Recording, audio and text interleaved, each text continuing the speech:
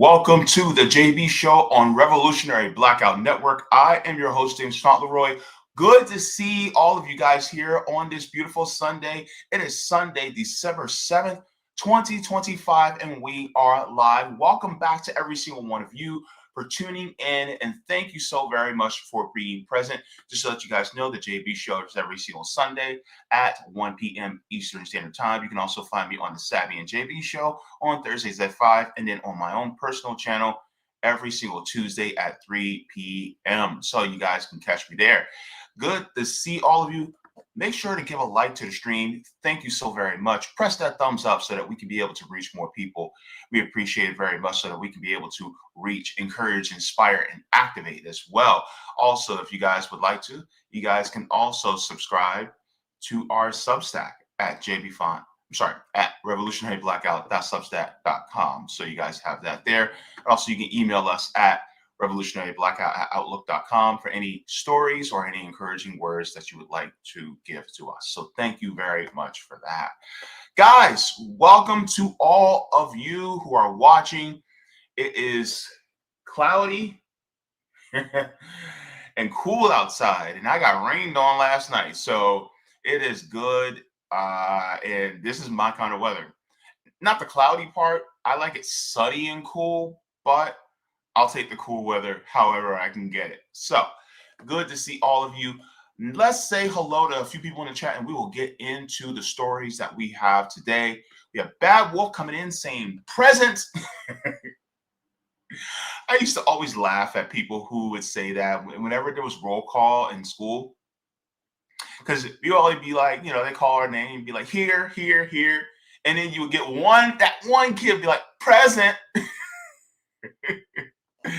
Good to see you, Bad Wolf. We got Zero coming in saying, I am late. What? Look, better late than never. Good to see all of you here today. Bad Wolf says, grocery shopping done and looking at the 58 pages from the IRS stating that I work at 9 different companies I have never even heard of. Oh, no. Oh, man, the government's slipping. They are slipping. My goodness. Okay, Jimmy Apples says, whoa, good to see you, Jimmy Apples up in here. All right, guys, let's get into the story. That's what we're going to talk about today. This is going to be a couple of them. One's going to be semi-positive, but we also got to talk about the perils of capitalism and what they're doing today and how it could impact workers. So I'm going to be starting off with that. So, of course, later in the show, we're going to ask, should we give him credit? We're going to be talking and discussing the late Pope Francis and what he did. And is it good news, or are we giving him too much credit? And when we actually talk about the story, I want you guys to take the poll that we have up there. But first, we're going to be talking about a merger and an acquisition. Netflix is buying Warner Brothers Discovery. And guess what? It's going to get worse. So let's get into that right now. You better Warner Brother. I know, cliche, black communities like, ha, ha, ha, that's so old. But some people just don't know. But Warner Brother, about what's about to happen, because Netflix is coming. Warner Brothers is actually on the cusp of being acquired and merged with Netflix, Warner Brothers Discovery more specifically. And this is something that is massive, right? This is a massive merger and acquisition that is on the precipice right now. And a lot of people are saying this is going to be bad. I also agree that this is going to be a bad thing. Let's get into some of the details, and also let's center this around workers too, especially because a lot of people may miss this piece as well. So let's get into this right now, and then we shall discuss. Next in our spotlight, a major billion-dollar merger deal between Netflix and Warner Brothers Discovery. Netflix says it's entered into a definitive agreement to acquire Warner Brothers in a deal worth close to $83 billion. And if approved, Netflix will be the new home for franchises like Batman, The Sopranos, Big Bang Theory, and Game of Thrones. The deal also means Netflix will take ownership of its rival streaming service, HBO Max. So for more on what this means for the TV and film industry and also for consumers, Sean McNulty, the creator and writer for the Wake Up newsletter at The Ankler. He joins me now for more. Sean, thank you for the time. But for starters here, can you break down this deal and what a combined Netflix Warner Brothers would look like? Yes, this is for HBO, HBO Max, the WB studio. So that's the movie studio and the TV studio, the WB lot, WB animation. What it's not is the Discovery Networks, TNT. Those channels are going to a different company, which will spin off in the third quarter. But this is, there's a lot of still questions about this. Honestly, the heads of Netflix were asked about this morning, their plans for HBO. Obviously, it's been a separate business all this time. Will it be part of Netflix? Will it be an add-on you have to pay for, kind of going back to the old school? When you had a cable bundle, you paid the extra $15 for HBO. A lot of these questions haven't been answered yet, so there's still a lot of details we're waiting to hear about. So let's stop there for a second. Because I had a question. For those of you who are baby boomers, Gen X, my fellow millennials out there, maybe even some of you elder Gen Zs, remember cable? Remember the cable bundles? And how, remember a lot of us, particularly a lot of us millennials, how we first started out with cable and then we said, you know what? Cancel my cable subscription. I don't want it no more. Remember when we all did that? And we said, you know what? I'm just going to stream. I'm just going to do Netflix. And then Netflix would, they had Hulu. And then Amazon came in. And you guys had maybe like 2 or 3 different streaming services. And when it came to that, you figured you're spending less on that. And then on top of it, you get to pick whatever shows you want. If you want to watch episode after episode in frequent succession, you can finish an entire season in one day. Hell, you can finish 2 or 3 seasons maybe in one day if you guys just want to binge watch. But guess what happened? You basically had technically almost cable a la carte, right?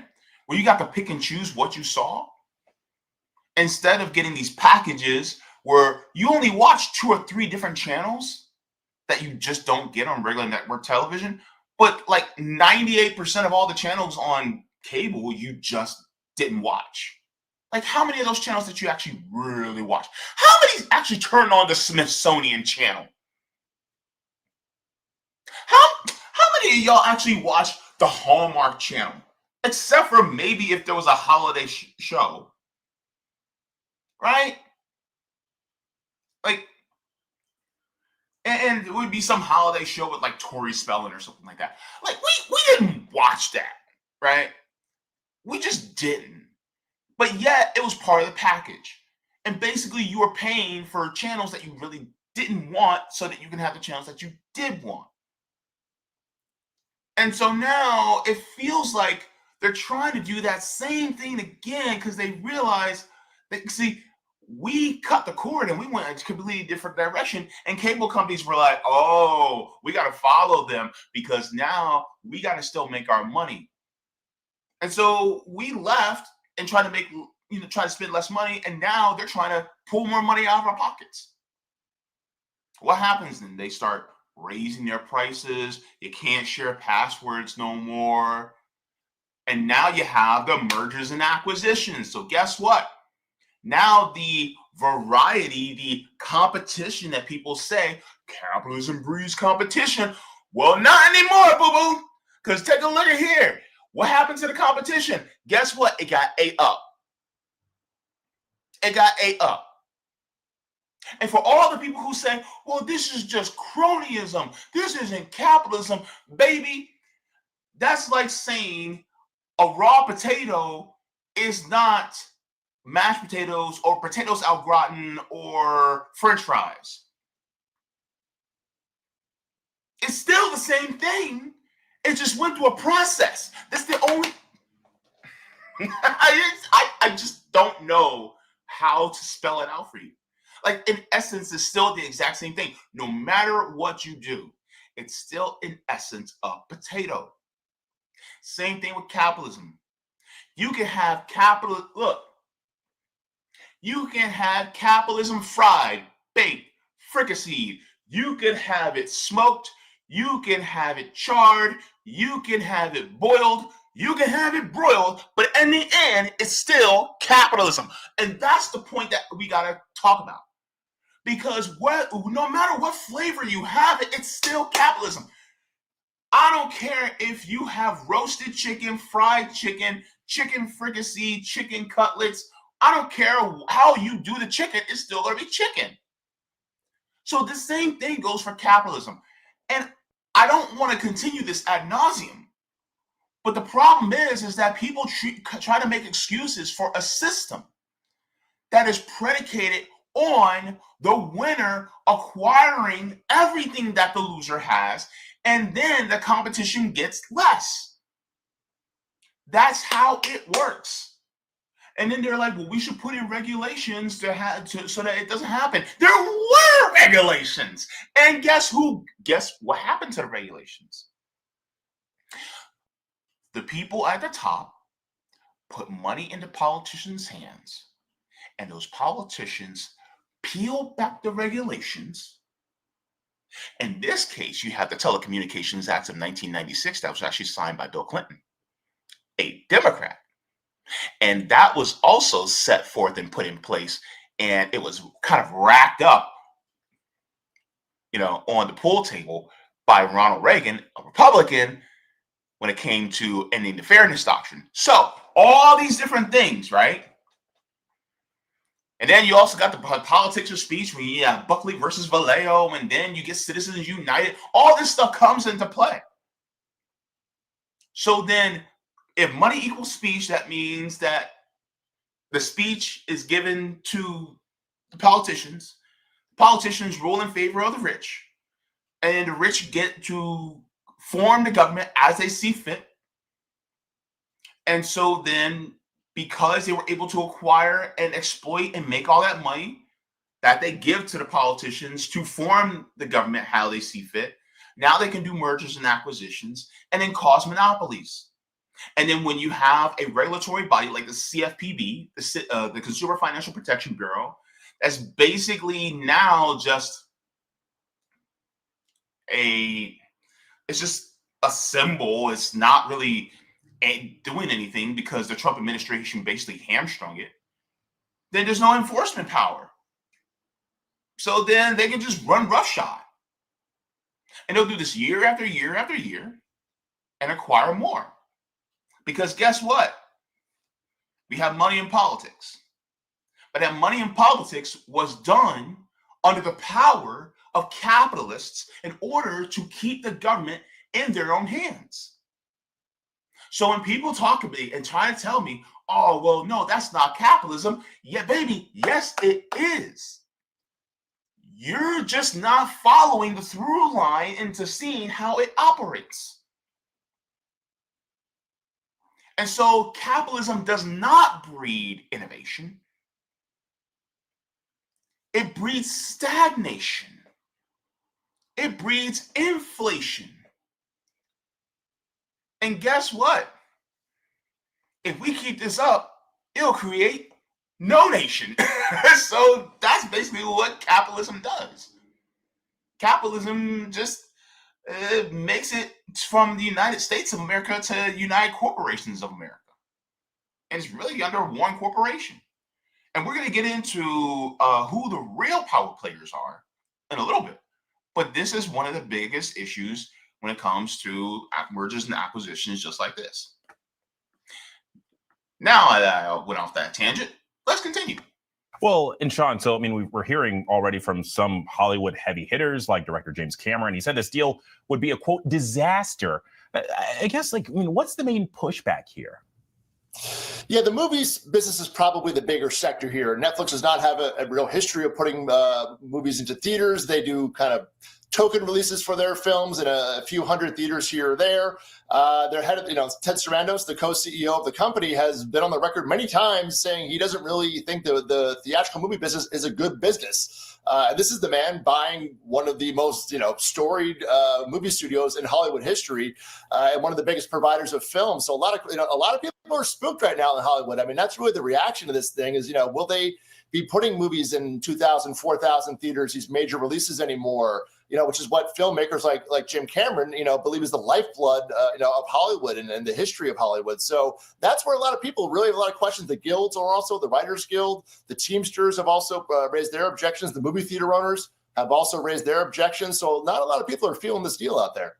Well, and let's look at the other side of the coin here. I mean, what is the potential upside of a merger like this? There is no upside. Hold up. Wait. This is the problem with corporate media. Because they're owned by corporations, they have to give an upside to whatever corporations do. Because guess what?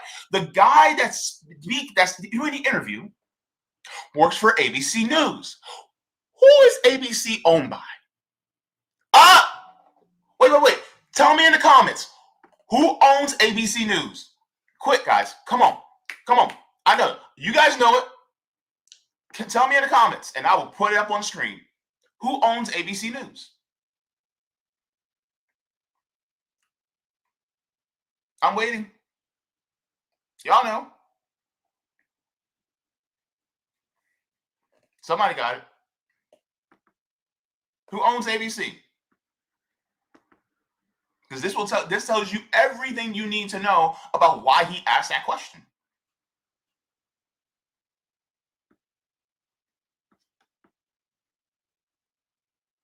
Somebody Googling it right now. They're like, who owns ABC? Boom! Disney. Yes. Thank you, Pat Hacker. Disney owns ABC News. The same people who own Disney Plus. So here's the issue, right? Corporations who now own the news medias also have to glaze basically corporations somehow, right? Because now you have this guy saying, well, there's a lot of cons to this. There's really not many pros to this. Well, and he's like, well, what are the upsides? There is no upside, brother. This is a disaster. Oh, the upside is for the rich to get richer? That's pretty much it. But the upsides vastly outweighed by the downsides.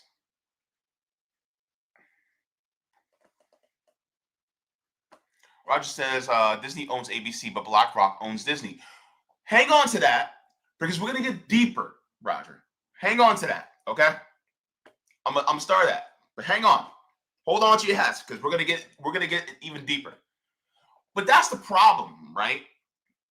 And so when people say, what are the upsides? This is why you also have to have media literacy and know, like Bush Ware said, who funds you, runs you. Look, I'm going to be real, right? Let's go back. The dude on the left here with the glasses? Oh, BlackRock and Disney? Oh, they're the ones who's running him. And he's just doing his job, right?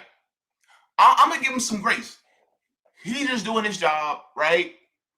And it's like, okay, I got to ask this question, right? Because he's literally an employee of a corporation. But the thing is that everybody got to know that the biggest problem, the biggest issue is that these corporations are the ones that are feeding you and me this information, trying to make us believe that they're the good guys, that they are the arbiters of what is objective and truthful and honest, and they are not. This is why independent media is so important. Look at CBS. You got Barry Weiss running CBS News, and you mean to tell me that y'all gonna just be like, well, CBS, they've been around for years. They've been telling the truth. No, they haven't. No, they're not. They're owned as well. Same thing with NBC. Same thing with Fox. All of them. And so this is one of the biggest issues. So they gotta paint it. We gotta paint this in a way that is somewhat positive. Is this gonna be positive for workers? We'll get into that. TLDR, it's not positive. All right, let's get into this even deeper, man. Oh gosh. Well, I mean, they're arguing it's pro-consumer. Perhaps, instead of paying for both HBO Max and Netflix, you would get more for your dollar. Again, hasn't really been established in terms of how that will work out. They're, emphasizing that their members, they call them their subscribers, will get a wider breadth of content to enjoy at home. So that's kind of their push for it. They're also pushing some increased employment, which I don't know that it really nets out. They've also targeted $2 to $3 billion of what they call cost savings, or essentially, efficiencies, meaning layoffs, marketing spend cuts, things like that, which if you work in Hollywood is not great news at all. This after. Oh, what was that L word? Layoffs? Cost cutting? We know what that means. You know what that means. I know what that means. So that means some workers are going to lose their jobs. This is why SAG-AFTRA most likely is going to be like, yeah, this is bad. This is going to be bad. Hell, even when you're an actor, you do not have the choices to be able to go, okay, if you guys aren't willing to give me this deal, I'm going to go to this other studio and work for this person because they can give me a better deal for another different acting job. No, you can't, because now that studio did a merger and acquisition of the other studio, of the competitor. So guess what? Now you can't even go to them. So now you're stuck with what they call the industry standard, but the industry standard is really just a couple of handfuls of industries, handfuls of companies in the industry, which they all kind of collude one another to set the price at a specific level. So therefore, you really can't compete, and you actually can't get your best bang for your buck. And I'm not talking about the big name A-list actors. I'm not talking about them. I'm talking about your regular run-of-the-mill actors that may be working on a commercial for a car company, or working on for a commercial for a cereal company or a food company or something like that. Or, that's what I'm talking about. The ones who maybe get 2 or 3 or 4 jobs a year, but that's their main gig, but they also have a side gig doing waiting tables or working, in a call center. You know what I mean? This is what I'm talking about. Most people who are in the entertainment industry as either actors or work in the studios, they're just your regular run-of-the-mill workers. And so guess what? If you have a merger and acquisition like this, then guess what? The competition goes away. Competition goes away, then that means that there's going to be less competition for pay, less competition for benefits, and also more layoffs, because guess what?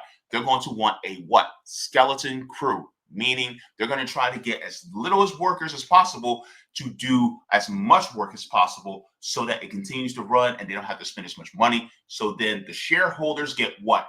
More money. This is honestly how it works. This is how capitalism works. Because since you have a very small group of people at the top, and they're the ones who are making all the dough, and then the rest of the crumbs trickle down onto everybody else's tiny little head, and guess what?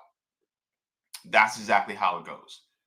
And workers get shafted, and people get poorer, and then we end up having even worse outcomes in this country, leading us further to social unrest. Let's continue on and finish this video up.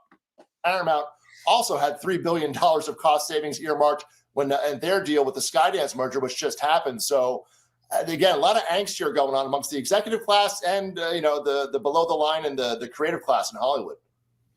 All right, Sean, thank you as always. All right, so let's get into this because this is something that I also wanted to get into as well. Let's share this as well.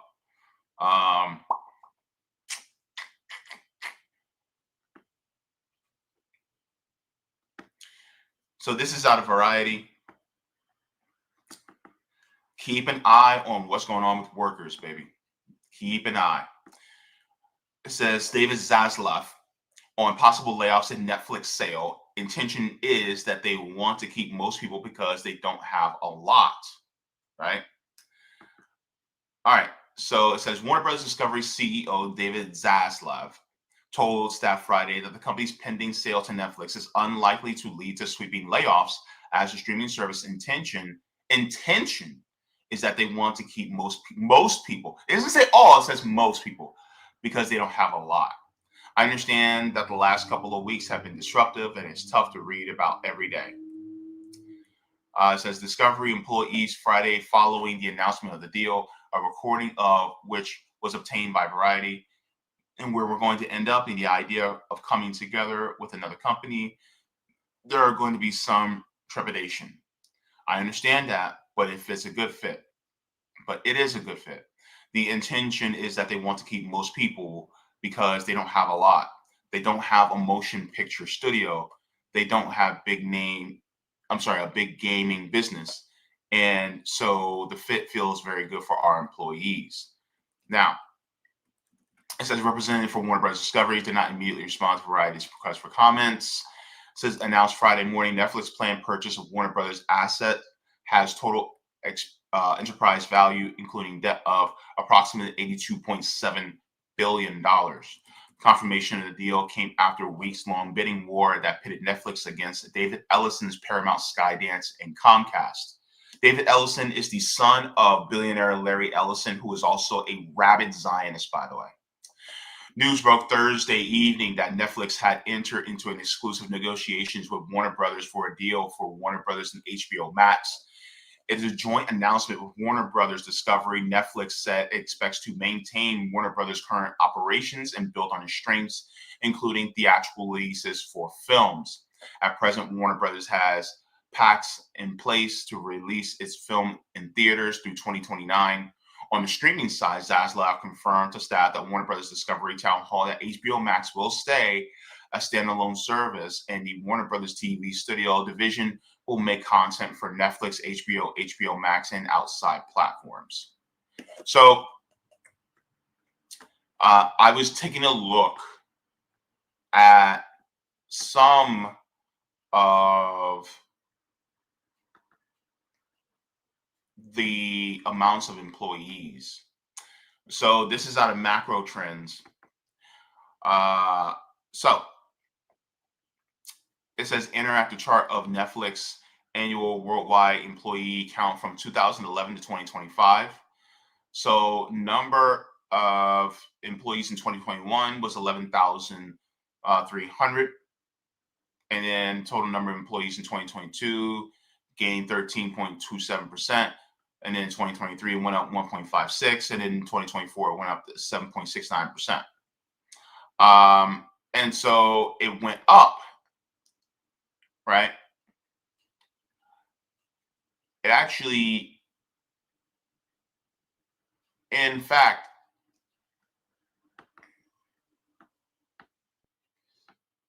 when it comes to mergers and acquisitions, a lot of times what happens is they will have more employees. Let's say hypothetically, you have employees that are in administrative assistance roles, right? And then you acquire another company and you get their administrative assistance as well. What is the first thing you're going to do? Especially for entry-level employees. Are you going to keep all those administrative assistance roles? let's say you have, I'm doing a shot at the dark here. Let's say you have 100 administrative assistants roles for the other company, and you already have administrative assistants with your company. Would you absorb that 100, or would you lay off some of the ones that you don't need? The problem is that they're going to lay off the ones that they don't need. And I'm expecting that a company like Warner Brothers Discovery, maybe out of their entry-level employees, a good chunk, at the very least, 25, 30% may get laid off. Now, it may not be huge numbers, may not be, but it'll be significant enough that there will be quite a few people who aren't going to be able to make their rent next month. All because that money needs to be saved. And so in order to be able to make that money up, they got to let some people go. And also, it's extra bodies. And they're not going to pay for extra bodies when the other bodies, all they have to do is just merge, and absorb, more employees. So if I'm absorbing more employees, yes, I'm going to still need some of those extra, but I'm not going to need the entire workforce of extra.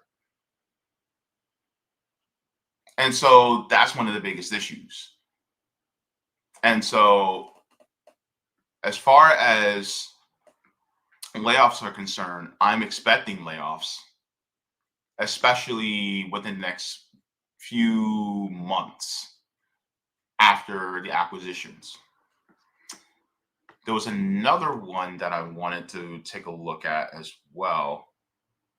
Make sure I have this.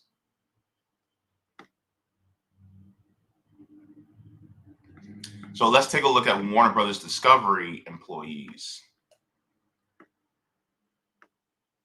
So Warner Brothers Discovery employees, so of course,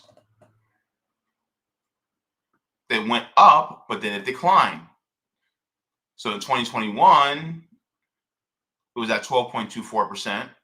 Then in 2022, it went up 240.91%. But then in 2023, it declined almost 6%. And then in 2024, it declined another percent. Once this merger and acquisition happens, there's going to be even deeper decline because they're not going to need all those employees. And then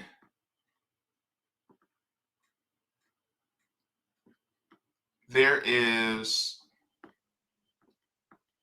this.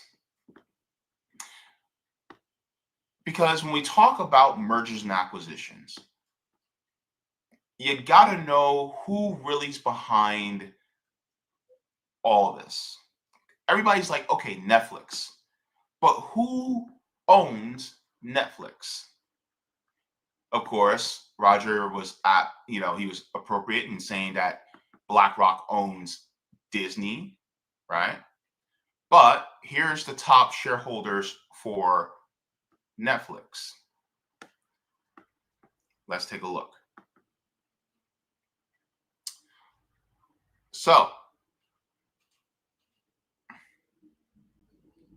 institutional shareholders. The top one is Vanguard Group. Remember how everybody was, especially within the last year or so, everybody was talking about Vanguard, BlackRock, and State Street, right? Well, the same corporate culprits, that's a tongue twister, are present here. And so now you have mergers and acquisitions of big corporations where they all just still own a piece of the company, but now they're gaining more market share so that they have an excuse to increase more money, but decrease service. It says Vanguard Group owned 37.01 million shares of Netflix, representing 8.6% of total shares outstanding as of June 30th, 2024. The company is primarily a mutual fund and ETF management company with about 9.1 trillion in global assets under management at the end of June in 2024.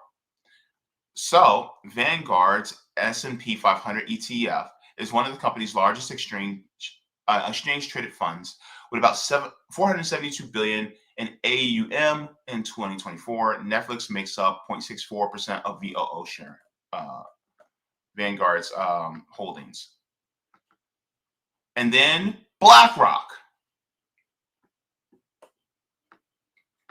So now BlackRock not only owns Disney, but they also own a piece of Netflix too. So now you see where the money is going. And this is one of the biggest issues, because the people who own these companies, who aren't creating the value, are getting richer. But the workers who actually make the value, they're getting laid off. They're getting let go. And so that is one of the main parts. Let's not forget that the value of entertainment is further going down.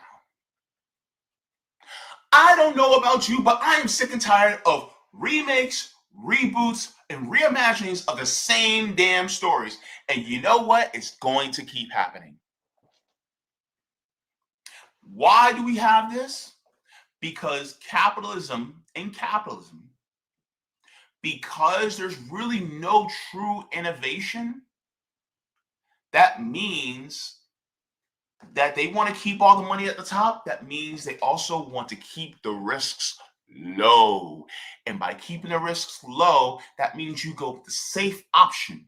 And the safe option is, oh, we made billions of dollars off of this story. Let's take this story, recycle it, and then make it into something new and update it so then we can make a few $1 billion off that same story. So instead of Lion King making billions of dollars, then guess what? We're going to do Lion King again, but this time with real animals with a little bit of CGI. Or we're going to take that same story because we don't want to pay for anything original, and then we're just going to readapt it and make a part 2. And we'll make it into a franchise, and then a part 3, and then a part 4, and a part 5, and a part 6, and a part 7. Damn it, how many times do we have to have another Fast and Furious? How many? Just wait till we get to Fast and Furious Part 42. Just wait. Or is that going to be enough? We're gonna have to put Vin Diesel in cryogenic sleep in order to be able to continue to act. It's all about family.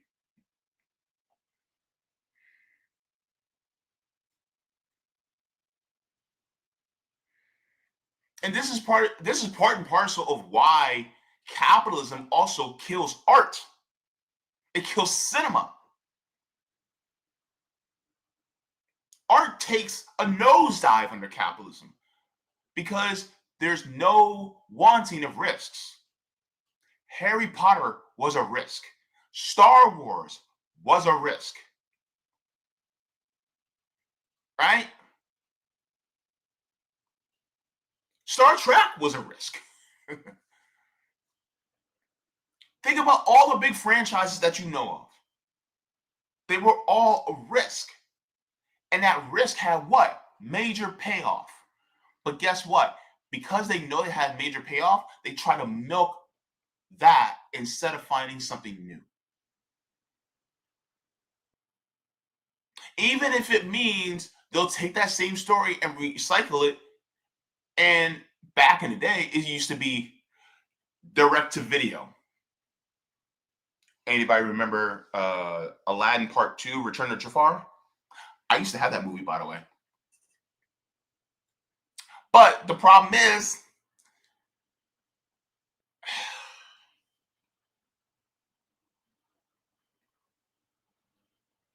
we don't get new stuff. We get the same tired ass stories every damn time.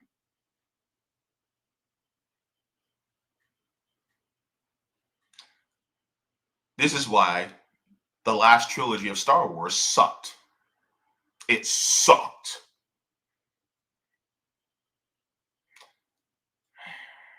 Damn it, George Lucas, why in the hell did you sell? Shouldn't have did that.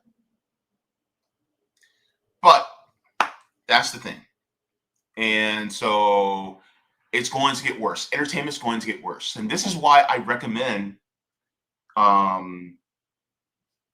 looking at either creating your own or going with people who really truly try to curate real entertainment and cinema that is going to challenge maybe our ideas, challenge how we see the world. This is why I recommend Right Brain Studios, right? Kevin Ronka and Mark Rubinall, they are wonderful because they actually have their own streaming service that is anti-imperialist and it shows movies. They are the ones that directed the documentary for Rome, Death to America. Because ultimately, real art,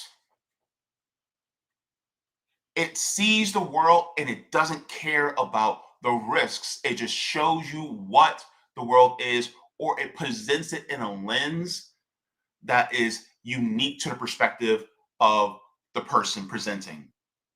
Shout out to people like Sabby Sabs, my sister from on this channel, for her documentary about gentrification in Boston. Right?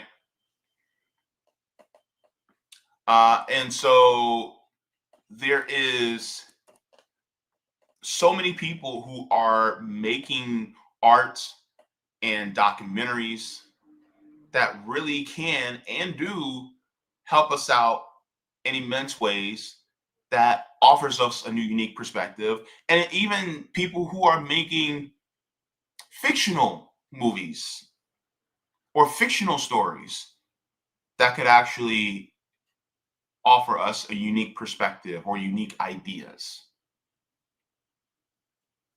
And so this is why it's so important for us to pay more attention to those. Of course, you know, in capitalism, you're going to have to look at different things, right? Because you need some type of entertainment, right?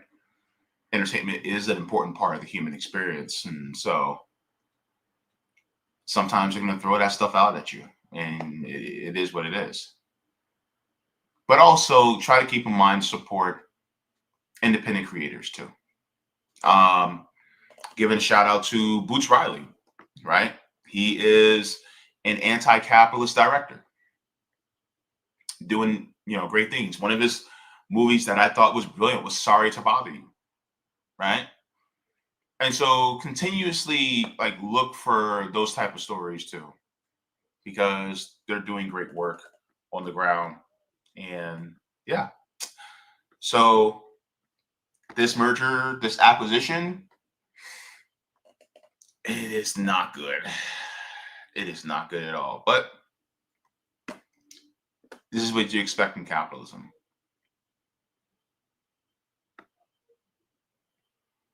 Go ahead and give a like to this video. Thank you so very much to everybody. Appreciate it. Let's get into the comments in the chat. And we shall move on.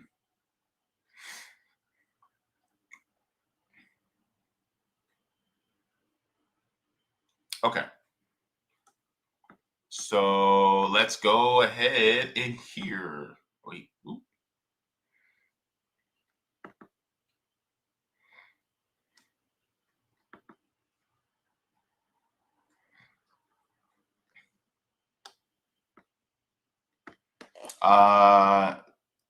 Zach says they said it, they banned it already. Interesting.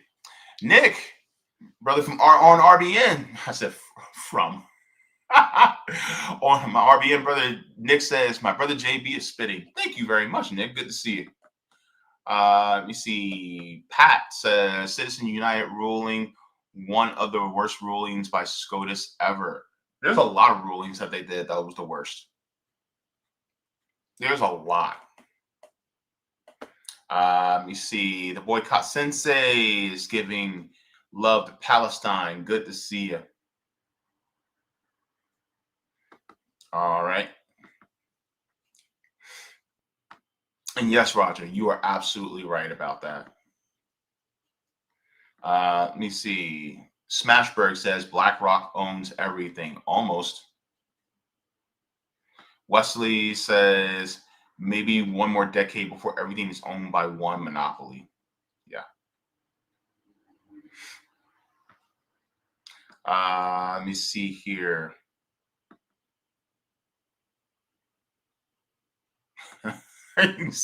Wesley said, hey, it's Netflix. 12 people can run that operation. KZX says pirating is the way for watching shows. A lot of people are getting into just like finding their own way to watch stuff without actually having to pay for it. To be honest with you. I mean, it's like reliving the LimeWire days. You know, if you know, you know, right?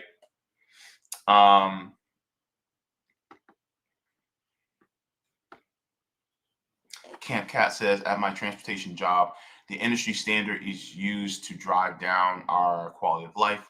Basically, they beat workers down one company at a time, citing their abuse as industry standard. Yeah, this is one of the things I can't stand. When they use terms like, oh, it's the industry standard, or when it comes to living in apartments, they're like, that's the fair market value. And they'll use this like, basically, that is corporate speak for everybody else is doing it, so we got to do it too.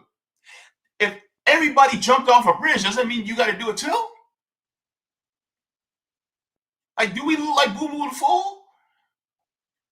Oh, well, we have to charge you this amount of rent because everybody else is doing it. And I'm like, wait a minute, why are you charging me this amount of rent?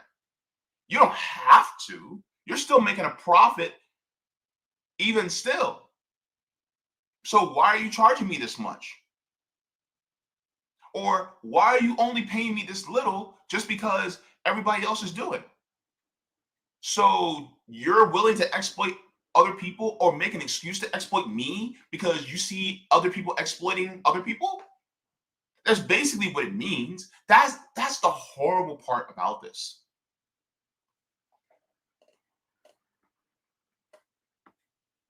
Wesley says buying Bugs Bunny is probably a good move for them. Smashberg says most of SAG-AFTRA are extras. Yeah. And they get treated the worst. Chu Sensei says most TV in the USA is trash anyway. Just don't sign up. What would our dollars? Get a VPN, watch new TV from other countries. Strikes and boycotts work when consumers and workers actually do it. Yeah. And here's the thing. Strikes and boycotts also might be a little bit uncomfortable for you. Remember the Montgomery bus boycott that happened in Montgomery, Alabama here in the United States? The Montgomery bus boycott was basically because Black people were sick and tired of being thrown in the back of the bus and also being mistreated by white people. And so Black people said, all right, bet, we're not going to use the buses. The Montgomery bus boycott lasted, I think, a little over a year, which means a lot of Black people were walking everywhere. It was not comfortable to do the boycott, but it was necessary. Sometimes strikes and boycotts are placing yourself in an uncomfortable position in order to achieve a greater goal. And that's what it is. So, you know, you might not get as good of quality for these shows that you're trying to stream, but hey, and they might have a bootleg look, but hey, you know, striking. David says capitalism has as its feature the subjugation of the working class to ensure the power and riches of the oligarchy. Absolutely. Thank you so very much. Smoshberg says Bob Iger joked when we were striking. Much was about the use of AI of actors, images that he was so excited for AI, so it could count, all his money. Yeah, and that's another reason why a lot of actors are like, no, because now you can have AI replacing actors. Because you see how many videos where, especially, there's been videos of people doing like racist AI of black people and doing these like stereotypical things that that they think all black people do with AI, and it looks extremely real. Well, if they can do that, then imagine what they can do with movies and stuff. And this not only takes jobs away from workers, it also takes jobs away from cameramen. It takes jobs away from stunt workers. This takes jobs away from choreographers. It takes jobs away from so many people. This is why I think AI should not be utilized in art. Like, if you wanted to use it to enhance things, sure, but it should not replace art. Art is something that is intrinsically human.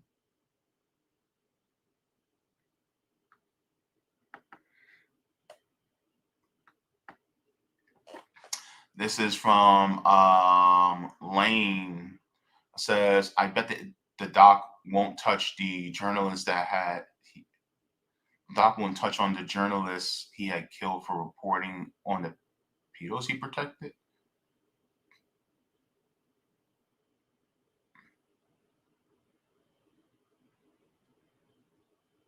The doc won't touch on the journalists he had killed. Oh, you must be talking about the Pope. I'm not sure exactly what you're referring to. Bet the doc won't touch. I don't know what you're talking about. Doc, it was a documentary or something. I'm not sure about that. See, Pat the Hacker says his current version of capitalism is closer to communism, where the only party leaders are allowed to profit. Capitalism and communism are completely diametrically separate.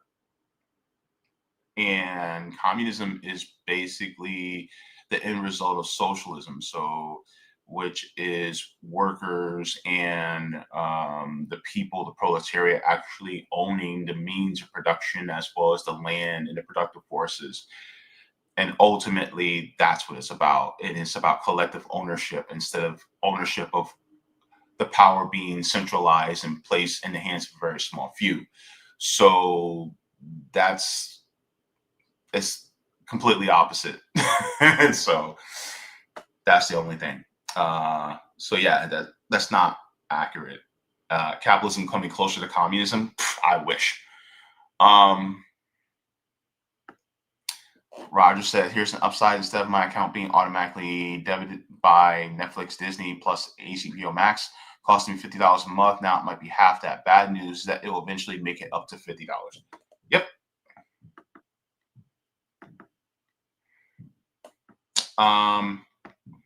Zoya, hey Zoya, says Netflix is shady for not letting you use friends' passwords anymore. They literally geolocate where you are. Not to mention all this entertainment is colonizing your mind and you're paying for it. Yeah.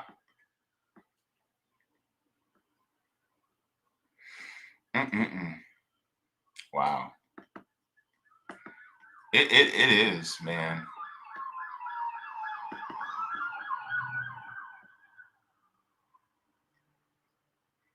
Mustafa says, yeah, I just noticed they stopped taking risks after the downfall of the Soviet Union. Yeah, because then they didn't have somebody that forces them to step their game up. That's why the Soviet Union was so dangerous. Because they actually were helping their people. Now, don't get me wrong, the Soviet Union was not perfect, but at the same time, the people were doing way better than the people here in the United States. And the problem here is, here in the United States, we had, we had massive homelessness. we had massive amount of income inequality. And so as far as the Soviet Union was concerned, they didn't want people to actually look at the Soviet Union and say, hey, they're doing all these things for them. So what about us? And also the United States did what it could to try to weaken it as much as they could. And so by the time the Soviet Union fell, the United States was happy because then they didn't have to put up a front and say, oh, we don't have to do more for you anymore. So then once the Soviet Union fell, then guess what? They started clawing back all the benefits that the workers actually got from the New Deal back in the 1940s under FDR. And once they did that, then now it's basically saying, well, you really don't have much of a country to look towards to be like in order for us to be able to milk you dry. And this is why, they don't really want you looking at China, because China is a socialist country, despite what some people may think. But the problem is that now that China's now starting to appeal to people, now they want to go to war with China because they don't want people to see China is doing better for its people than the United States. And once again, China's not a perfect country at all. But at the same time, they're doing better for the people than the United States is. And so that's basically the equivalent of two men being married, and then the other guy is doing all this nice stuff for his wife, and then your wife sees it, and then you get mad because you're not doing a damn thing for her, and then she sees that, and then now you're under pressure because now you got to step your game up. But guess what? If that husband were to suddenly, you know what I'm saying, then you ain't got to worry because now you don't have to step your game up for your own wife. So now you can treat her like dirt. See how it goes? That's basically the same thing.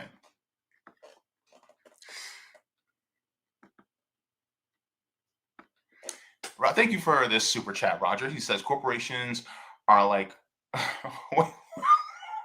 wait.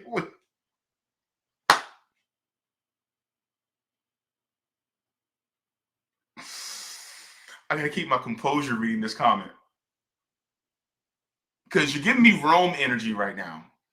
Okay, I gotta behave myself because Sabby may be watching. I don't want her to get the ruler out.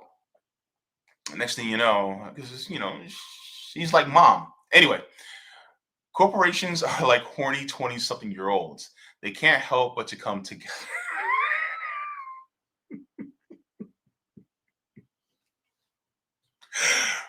Perhaps we'll finally get to see some collaborations between Mickey and Bugs, Daffy and Donald. Oh my gosh.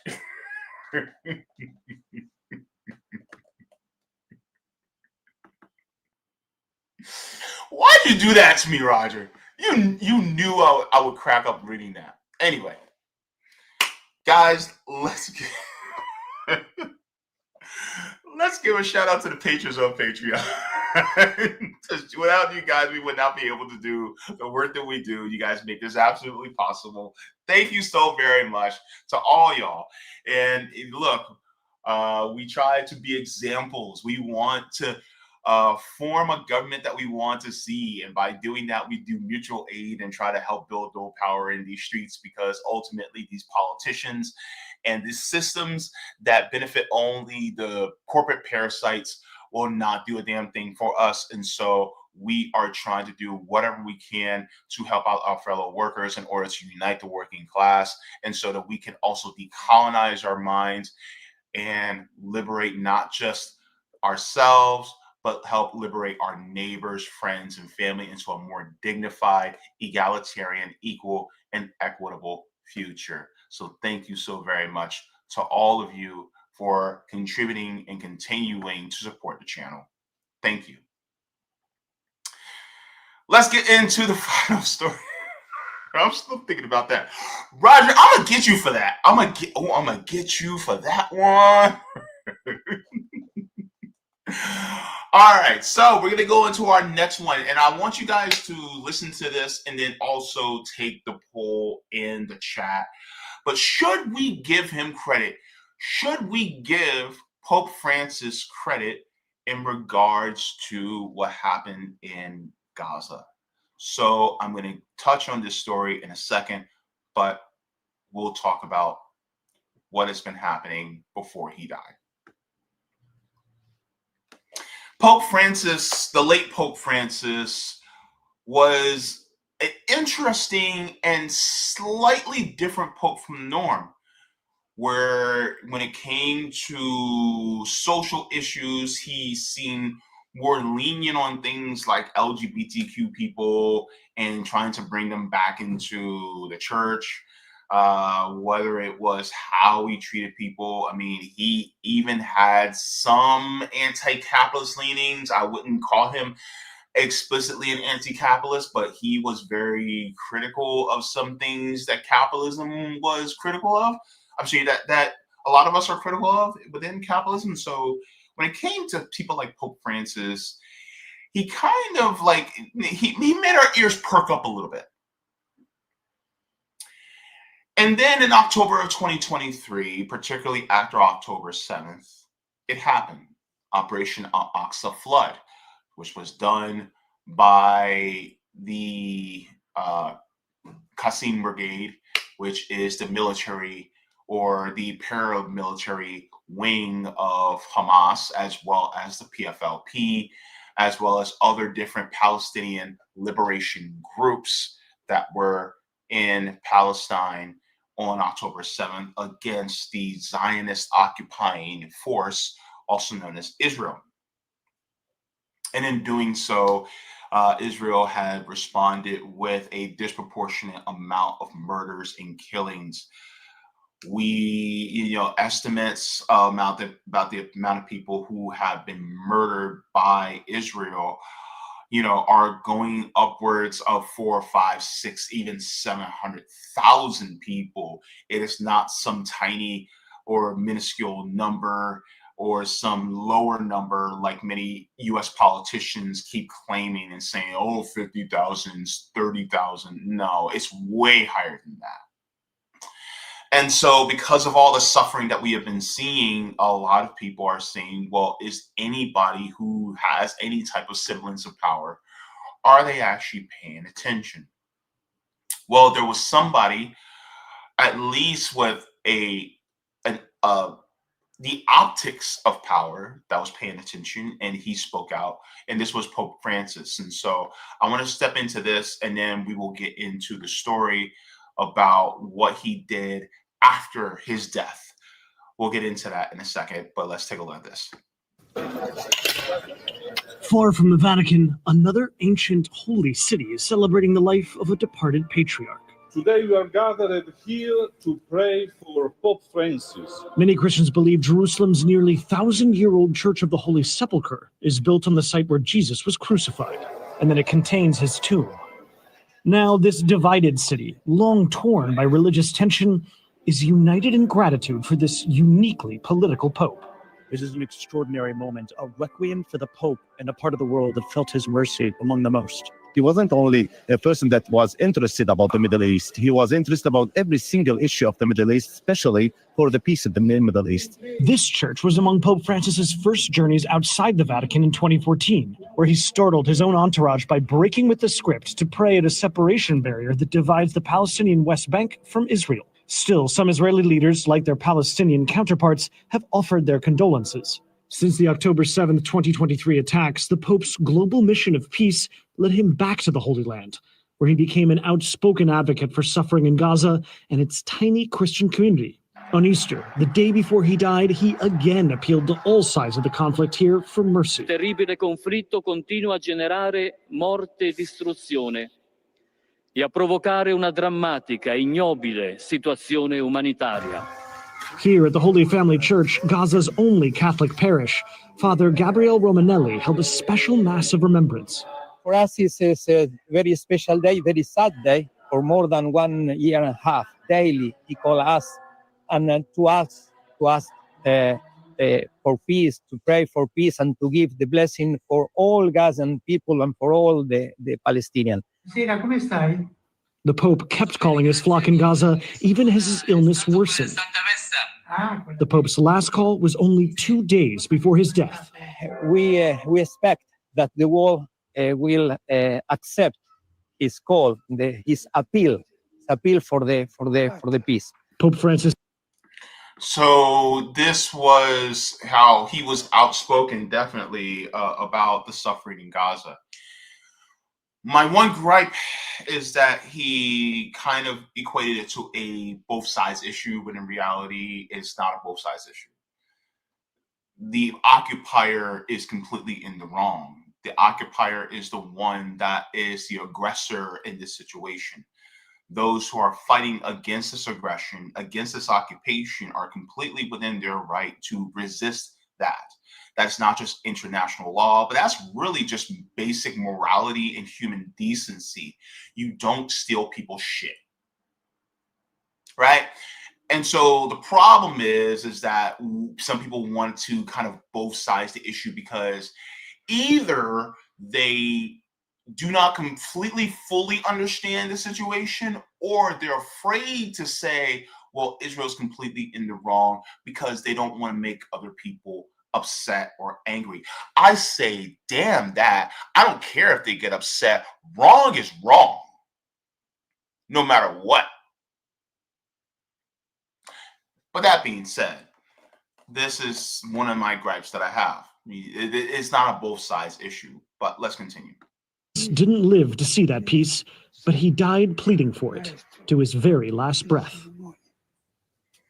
And it really shows, Matt, just how much it meant for them to achieve peace, considering the fact that he spent every single night conversing with that church there.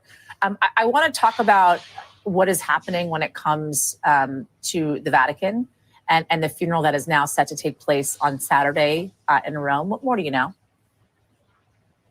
Yeah, I mean, if you really want to see it, you're going to have to wake up pretty early in the morning, Yasmin. It's going to be about 4 a.m. on the East Coast, 10 a.m. in Rome, starting on Saturday morning. It's going to be a procession that's going to start in front of that St. Peter's Basilica, and it's going to go presided over by the College of Cardinals, who are going to be picking the next.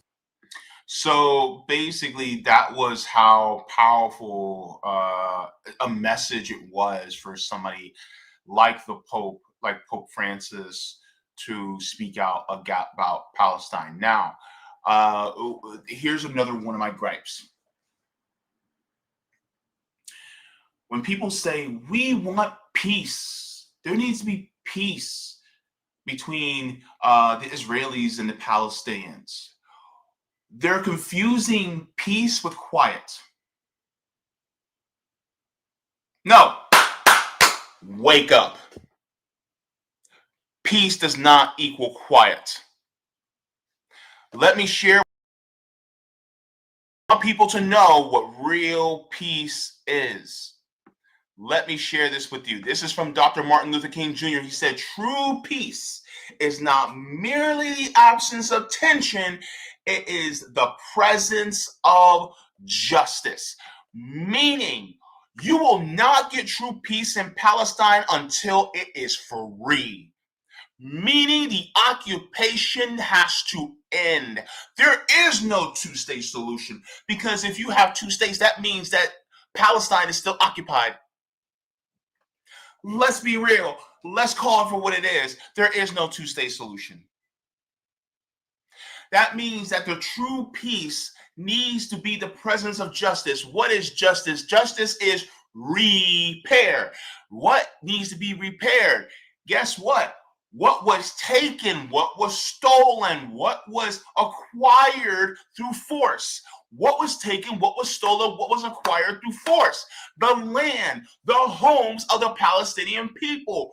Basically, true peace means getting back to pre-1948 borders.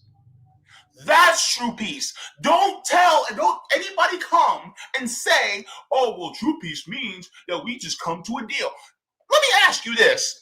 If I come into your house, I pistol whip some of your family members, and then I take out, unfortunately, somebody does something horrible to your kids. If somebody does something horrible to your kids and steals your home and does violent things to your family, but then they put you in a closet, and then you find a way to harm them, at least slightly, and they go, okay. All right, I'll cut you a deal. I'll give you some of the things in your house, and then we'll just live peacefully among each other in the house. It's not your house. It's not your house. It's not your stuff. Get out. Like, are we sitting here trying to side with the perpetrators here? All because, oh, well, somebody sent me a letter saying this house is mine. Well, somebody forged the letter then. It ain't yours. I've been living in this house for 500, 600, 700 years, and we ain't got no letter from nobody. So this is the problem when people talk about, oh, well, we should just come to a consensus and be like, well, we should share this land. Wait, y'all stole it. Now, it is up to the Palestinians what they want to do with the invaders. And if they want to say, okay, we shall do this, that, and the third, but the determination is up to us without any duress or coercion. Okay, then that's the Palestinians to decide. But you don't have a say at all into what and how the Palestinians operate on their land. You don't have that. Stop acting like you do. Stop being colonizers. That manifest destiny BS. Oh no, that ends today, baby. That ends today. Burn manifest destiny with fire. Just like here in the United States. Get rid of that. Burn the Monroe Doctrine. I don't care. Because the thing is, like, how are you going to take something that doesn't belong to you?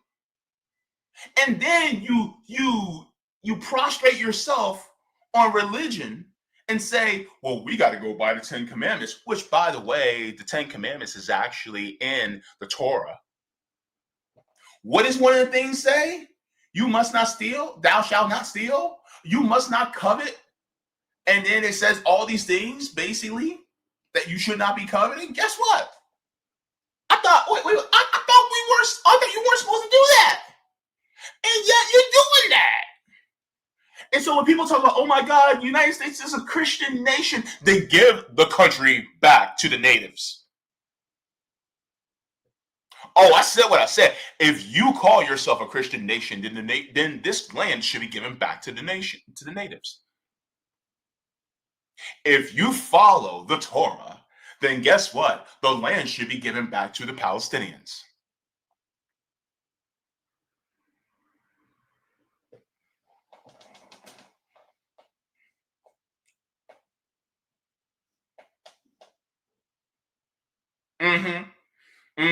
Now I'm gonna have people arguing with me in the comments like, wait, no, that's not the right application of scripture, blah blah blah.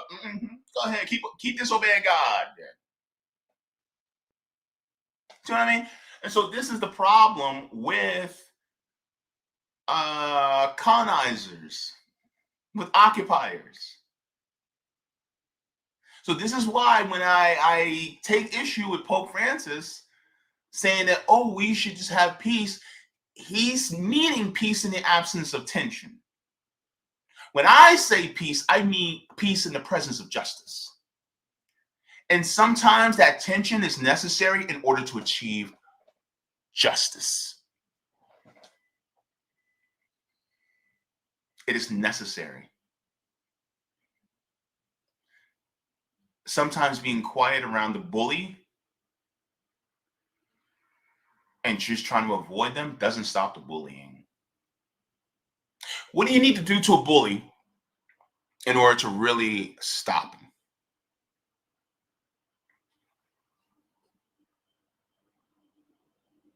Okay. I see y'all answered, right? Enough with the bullying. Now, that's why I had to share that, because I'm like, Like, come on, Pope Francis. Come on, bro. Dr. King said it. But there's something that he did that I want to direct attention to. And I think that it's something positive that he did. But does he deserve credit for it? Let me share this article with you guys here. Now, this is under Good News Network because this is a website that focuses on good news. It says Pope Mobile, which is the car that the Pope used in order to be able to go to people and, wave to people, said Pope Mobile transformed into a mobile clinic for Gaza children. Francis would have loved it. So let's get into this. So that's the Pope Mobile.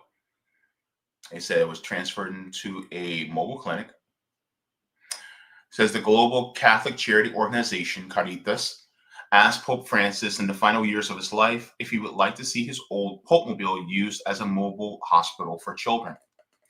Blessing the idea, the back of the vehicle was converted under the auspices of the Swedish Caritas chapter into a children's clinic capable of treating 200 kids a day in Gaza, where it is set to hopefully be deployed. The vehicle in question started out its life as a Mitsubishi pickup truck and had actually been converted into a Pope Mobile style vehicle and given to the former Pope on the occasion of his visit to Bethlehem by the president of the Palestinian Authority, Mahmoud Abbas. Pope Francis was known to call the small Christian communities in Gaza every evening during the siege of the last 2 years. He had called for an end to the war, the return of all hostages, and an immediate end to the humanitarian aid block imposed by Israel. This vehicle stands as testimony the world has not forgotten the children of Gaza. That was from Cardinal Anders Abarilis, of Stockholm, who had approached Francis before his death about Caritas' idea of converting the former Pope Mobile into a mobile pediatric clinic. It is unclear if the Israeli agency will permit the vehicle to enter Gaza. This is important. It is unclear if the Israeli agency will permit the vehicle to enter Gaza. So this is the problem here. Like I said, peace in the absence of tension or peace in the presence of justice.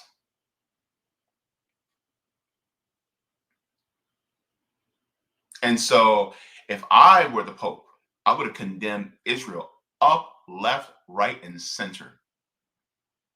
And if they would have got mad, I would be like, oh, well, I am the Pope. Whatever. I would have condemned them. I wouldn't even visit. I would visit Gaza. I would visit the West Bank. Jenin, Ramallah. Yeah, definitely. But I'm not going anywhere in the occupied territories. No. You will not get my presence. You will not get my blessing. Absolutely not. You are anti-Christian. You are anti-humanity. You are even going against your own beliefs that you claim to have. This is why so many Jewish people that are anti-Zionists are calling Israel out, because they are doing horrible things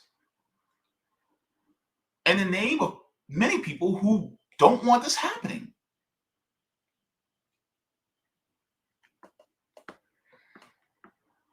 Let's continue.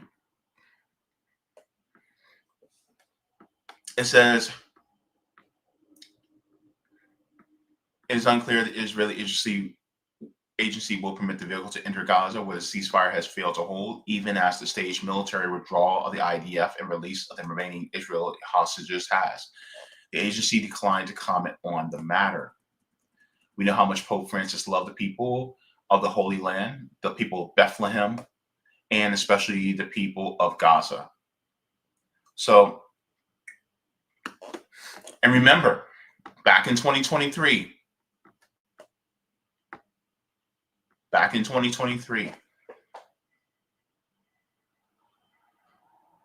during Christmas, Bethlehem was bombed by Israel, the birthplace of Jesus.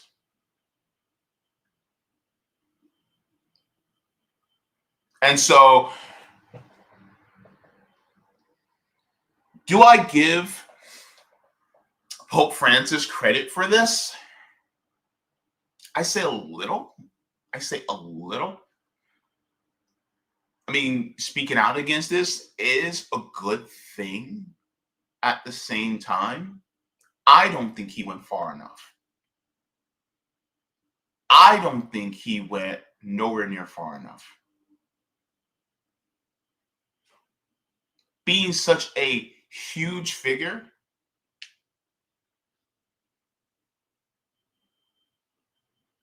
and murdering the people that are the descendants of the Hebrews. Like, if I were the Pope, I would have did a special condemnation. I don't know what the worst you could do is, but I would have did it. As far as the laws of the Catholic Church. But the problem is,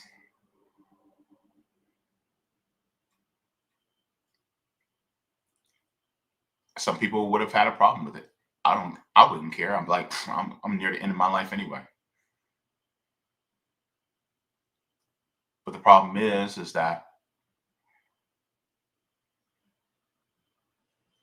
the genocide, the Holocaust of Palestinians is still ongoing.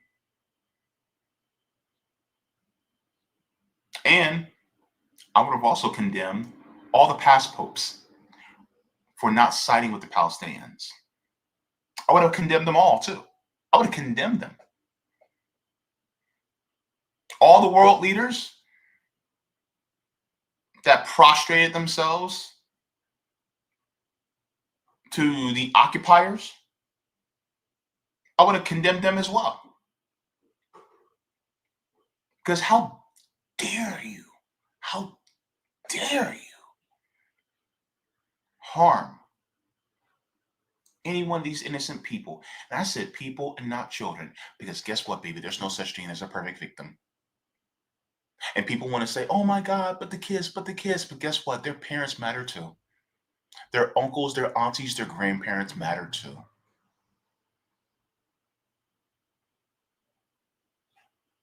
Those adults that died in Gaza, they were once children too. And if we're all children of God, then guess what? Every Palestinian life mattered.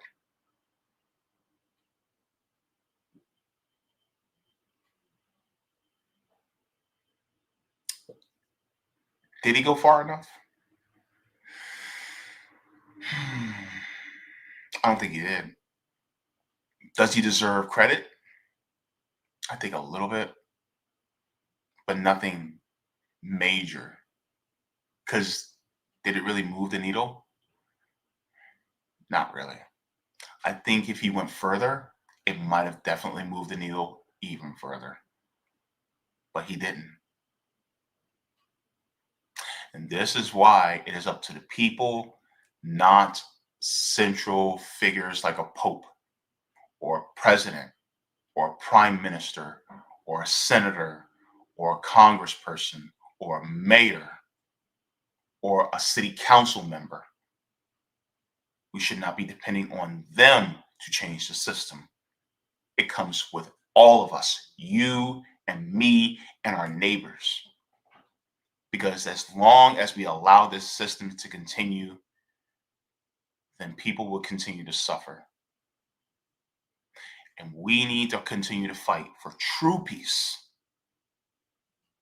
Not the peace that tells us to shut up and be silent while we suffer, but peace in the presence of justice.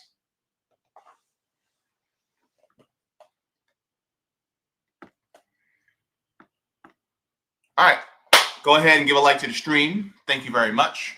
Let me check to see if we have any Rumble rants. All right. Things look kind of good over there. Let me check. Let me check the poll. Yes, the poll. Yes, Neo, the poll. Sorry, I watched The Matrix Resurrections the other day, so I was just like, I'm in my Matrix mode right now. Let me check here. All right. So out of 72 votes, says, do you think Pope Francis deserves credit for what he did? 3% said yes, a lot. 20, no, updated. 30% said a little bit, yeah. Another 30% said no, and 37% said, I don't know. And thank you for being honest. You say, I don't know. I honestly, and I gave my opinion, but, guys, if you're in the comments, let me know your opinion. Do you give him credit?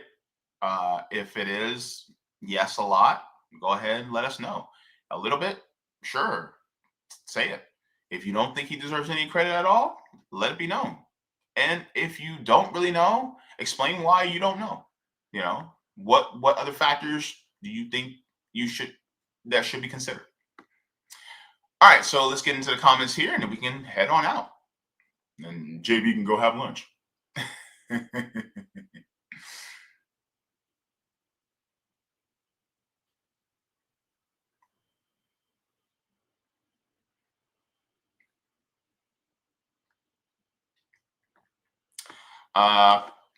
Campcast said, I grew up in the heart of the Cold War. All of our knowledge of the USSR was spoon-fed to us by mainstream media, the government, and Hollywood.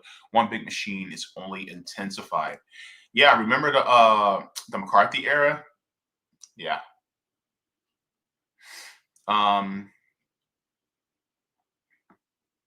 Truth Sensei says, good luck, JB. Thank you so much. Truth Sensei also says, Pope Francis equals weak sauce. Okay.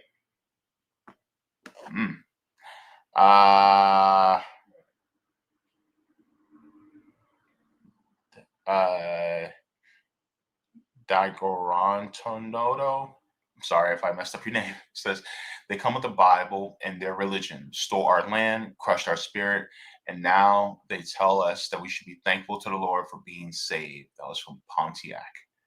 Yeah, unfortunately. Nika Wicca says, predators force their victims into silence. Absolutely. Yep, absolutely. Roger says, colonizers told indigenous tribes here, saying, someone gave me the deed to this land. Your land is now mine. Yeah. Yeah. It's crazy, right? Someone gave me the deed to this land. It's like, what the hell? Somebody just told you that? Based on whose authority? Right?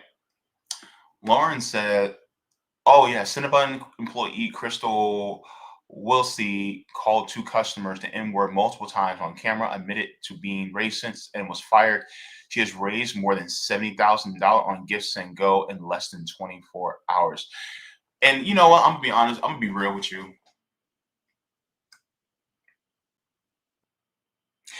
This nation is inherently racist. I know some people are going to get mad. Oh, my God, you can't believe you said that. Yeah, I said it. And if you are looking at me weird, it's because you're in denial. This is a genocidal, racist nation. It started out that way, and it will continue that way until the system is completely changed. You cannot sit here and tell me about all the genocides that happened against the Native Americans, right? The racism that happened to the Chinese with the Chinese Exclusion Act, the internment camps that happened under the Japanese, the Jim Crow, black codes, redlining, mass incarceration of my people. And you can't sit here and tell me all that and say, "Whoa, we're not that kind of country anymore."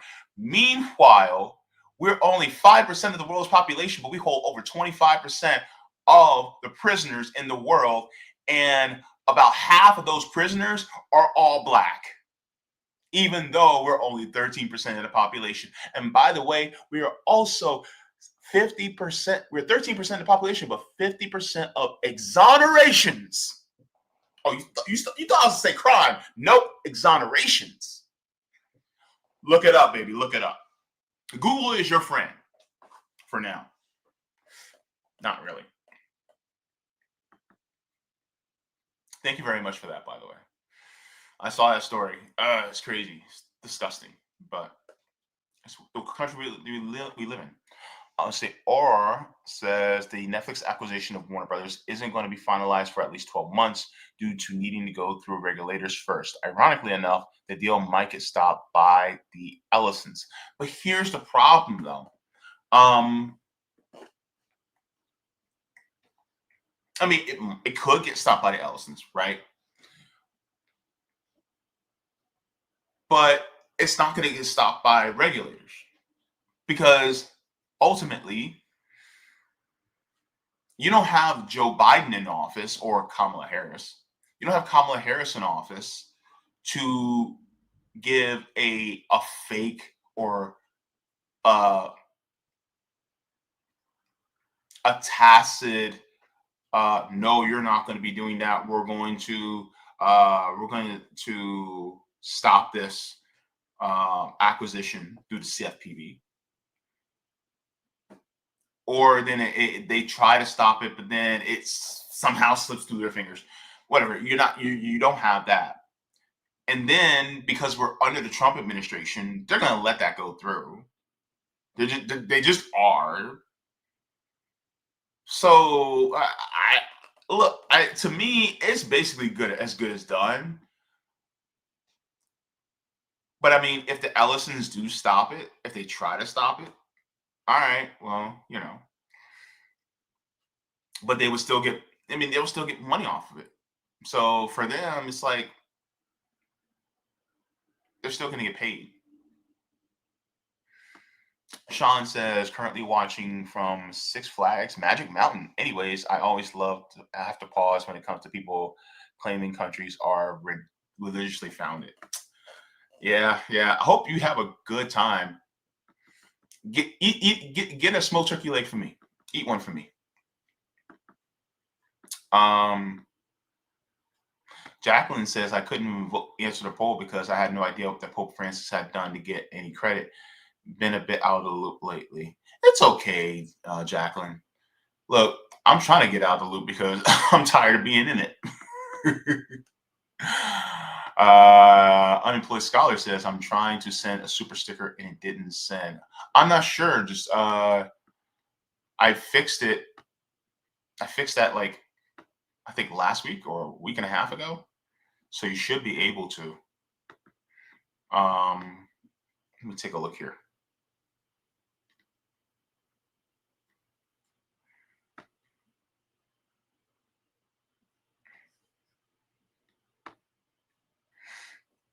Yeah, you should be able to. It's yeah,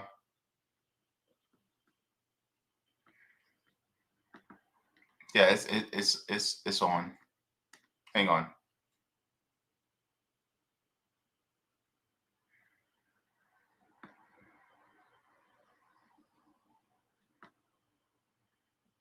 Yeah, it's on. So I don't know. It could be an issue on your end. I'm not sure. But thank you.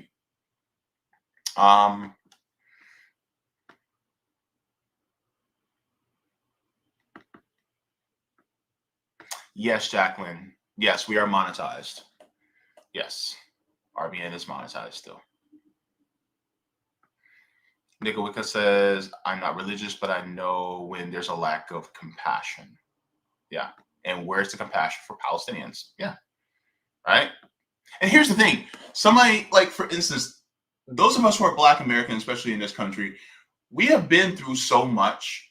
And this is why Black Americans and Native Americans, we see oppression so easily because we've been through it, right? It's just like how a lot of people who are Irish, like, they're looking at what's going on in Palestine. They're like, yeah, that's wrong. You guys are wrong for that. We see it because we've been through it. Native Americans have been through it, and they see it. This is why they have solidarity with Palestinians. The Irish have solidarity with Palestinians. We all know exactly what it looks like, and we're like, no, this is absolutely wrong. And the problem is that some people just want to say, oh, well, no, we shouldn't have any compassion for them. Why? Because they dare resist occupation? It's crazy. It's crazy on its face. Roger says, you forgot justice is clearing your own house before dealing with it elsewhere. Illinois is second and first asked, did he clear the house of those pedophiles in the church paid for therapy for victims? Oh, yeah. I mean, you got a point there. You got a point regarding the Catholic Church. You ain't getting no pushback from me. You got to clean your own house, too. Yeah, you can clean your nose. Yeah.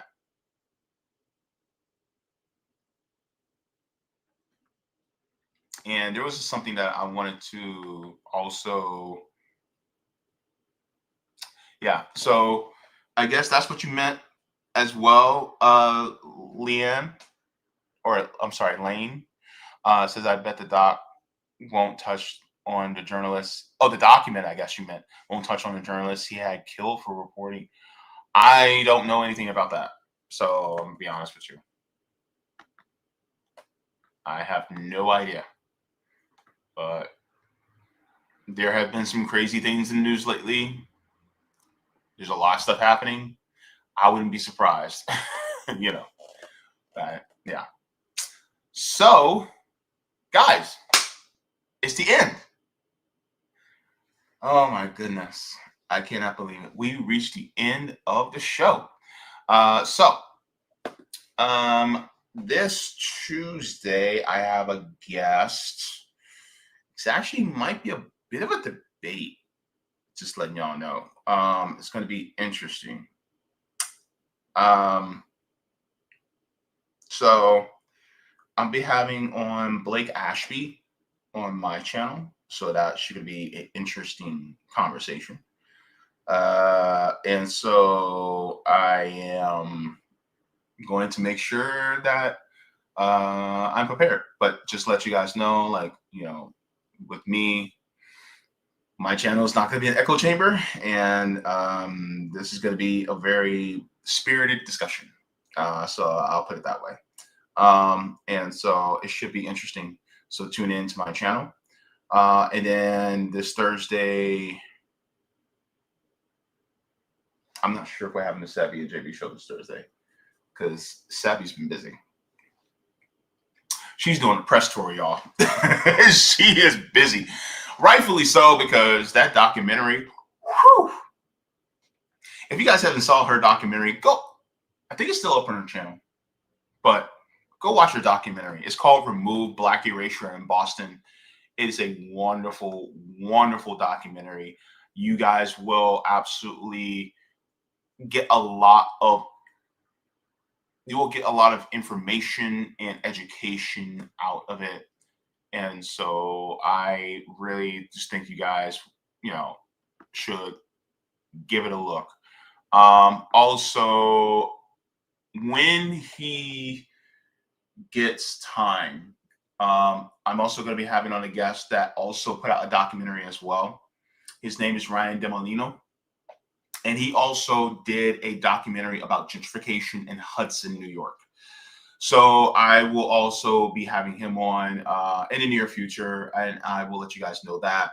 But he also did a documentary as well that was very good, especially talking about gentrification in Hudson.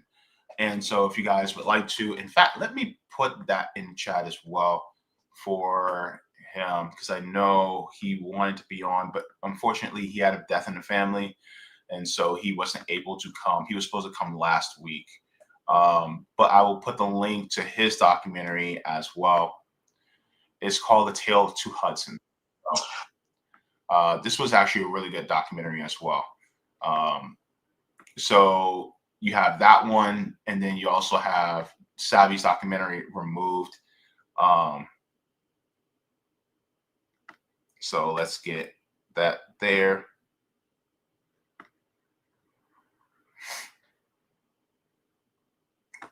Anonymous says, James, you haven't had your limbs amputated with no anesthesia, are suffering from the effects of starvation, or have seen your siblings and parents burned alive. Thus, you have not experienced the same. Yeah. What is your point in saying that I haven't experienced it? Of course I haven't. What is your point there?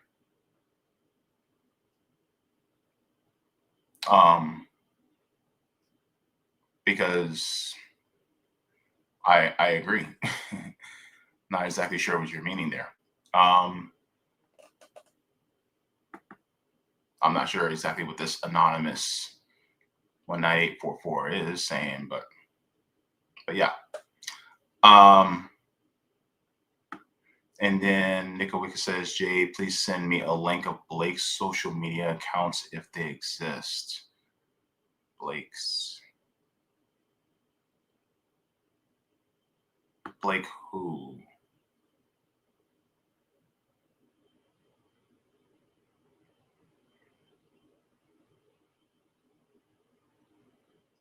I'm trying to figure out who you're talking about. Blake who?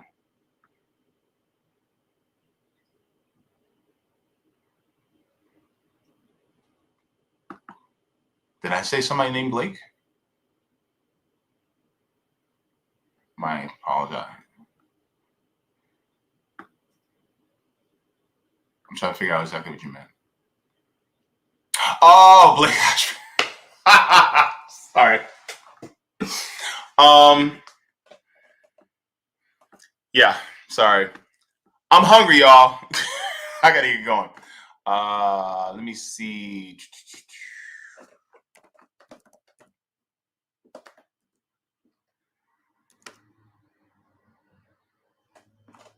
Okay.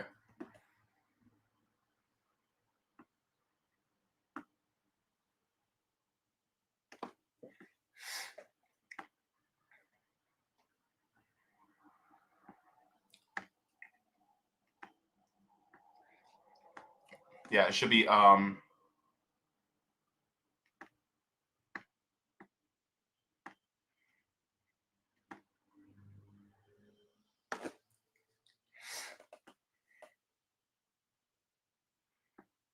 there you go, guys. All right. And then Roger says, check your DMs daily. That's all I can do on X via web.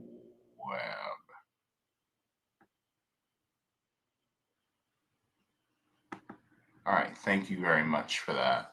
Okay. All right, everybody. Like Lady Alex says, ciao, everyone. All right, everybody. Water your plants, water yourselves, leave the world better than you found it. Smoke them if you got them, drink if you got them. If you ain't got them, then watch something funny because joy is revolutionary, or read because reading is fundamental. I love you guys for being you. Please continue to support anybody and everybody who is your neighbors so that we can have a better future. And love to all of you. You guys have yourself a wonderful day, and forehead kisses to every single one of you guys. I will see you guys in the next one. Talk to you Tuesday.